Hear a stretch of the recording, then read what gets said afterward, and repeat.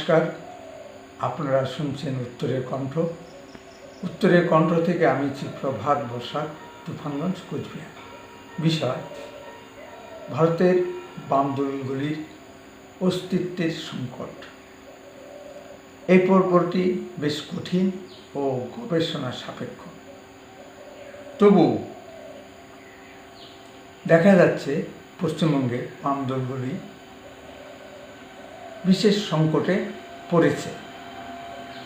আমরা দেখেছি 21-এর ভোটে CPM no vote to BJP campaign মাধ্যমে পশ্চিমবঙ্গের জনগণের কাছে আবেদন জানিয়েছিল বিজেপিকে ভোট না দেওয়ার। ফলে কে সুবিধা পেয়েছে? তৃণমূল সুবিধা পেয়েছে। অর্থাৎ সিপিএম তৃণমূলকে সুবিধা করে দিয়ে একটি জনবিচ্ছিন্ন দলে পরিণত হয়েছে। নিজেরও একটি সিটও জয়লাভ করতে পারেনি। আবার দেখা যাচ্ছে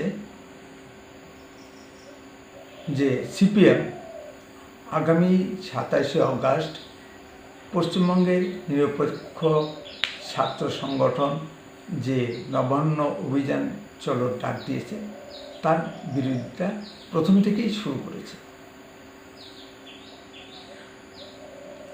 বর্তমান পশ্চিমবঙ্গে চাকরি নেই, শিল্প নেই, আছে শুধু দুর্নীতি ও মহিলা নির্যাতন। এই অবস্থায় এখানে ভোটে জনমত প্রতিফলিত হয় না, দেদার লুট চলে, গণনায় কারচুপি হয়।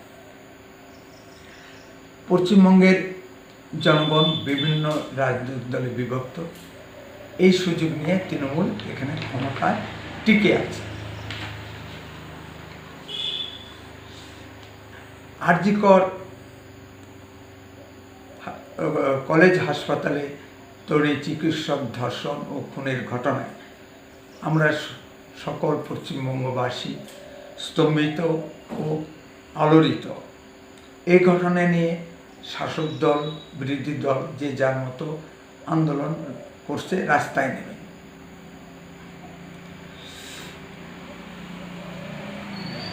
সকলে মিলে এই আন্দোলন করার মতো একটি কমন প্ল্যাটফর্মের দরকার আছে।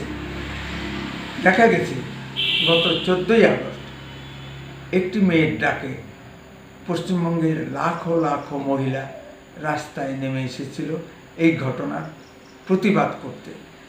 সুতরাং নিরপেক্ষ দলতন্ত্রহীন ছাত্র সমাজ আগামী 27শে অগাস্ট আমাদের মুখ্যমন্ত্রী মমতা ব্যানার্জি পদত্যাগের দাবিতে নবান্ন চলো অভিযানে ডাক দিয়েছে। এখানে তারা সকল পশ্চিমবঙ্গবাসীকে এই আন্দোলনে যোগ দেওয়ার জন্য আহ্বান জানিয়েছে। দেখা যাচ্ছে পশ্চিমবঙ্গের বিরোধী দলনেতা মাননীয় শ্রী শুভেন্দু অধিকারী মহাশয় দলীয় পতাকা নয়, জাতীয় পতাকা হাতে এই মিছিলে হাঁটবেন। আবার আরেক বিরোধী দলের নেতা মাননীয় অধীর চৌধুরী মহাশয়ও জাতীয় পতাকা নিয়ে এই মিছিলে থাকবেন বলে কথা দিয়েছেন।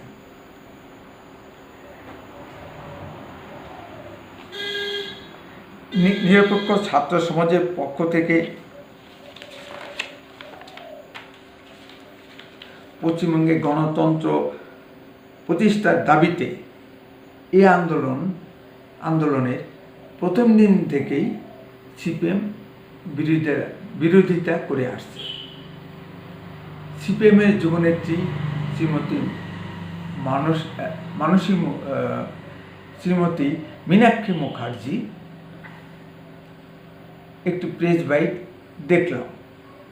সেখানে তিনি এই আন্দোলনের সরাসরি বিরোধিতা করেছেন এবং পশ্চিমবঙ্গবাসীকে এই আন্দোলনে যোগ না দেওয়ার আহ্বান জানিয়েছেন। এখানেই বামেদের অর্থাৎ সিপিএমের দ্বিচারিতা লক্ষ্য করা যায়। এই জন্যই বলা হয় সিপিএম হলো তৃণমূলের বি টিম। তাছাড়াও আমরা দেখেছি নির্বাচনের প্রাককালে সিপিএমের উপর কোনো আক্রমণ হয় না, কিন্তু বিজেপির উপর আক্রমণ হয় সবার সম্মতিতে। তাই বলতে অসুবিধা নেই সিপিএম রাজনৈতিক দিশহীনতায় ভুগছে। সিপিএমের এই দিশাহীনতার উৎস তার জন্মলগ্ন থেকেই। যে কয়জন মিলে রাশিয়ার তাসখন্দে কমিউনিস্ট পার্টি গঠন করেছিলেন তাদের মধ্যে অন্যতম ছিলেন বিপ্লবী মানবেন্দ্রনাথ রায়। পরে তিনি তার চিন্তার জগতে ভুল বুঝতে পেরেছিলেন এবং নিজ সৃষ্ট দল থেকেই বিতাড়িত হয়েছিলেন। তাই আমার বামপন্থী বন্ধুদের কাছে আবেদন, ভারতের মাটিকে উপলব্ধি করুন, আবেগতাড়িত না হয়ে বন্দে মাতরম, ভারত মাতা কি জয়।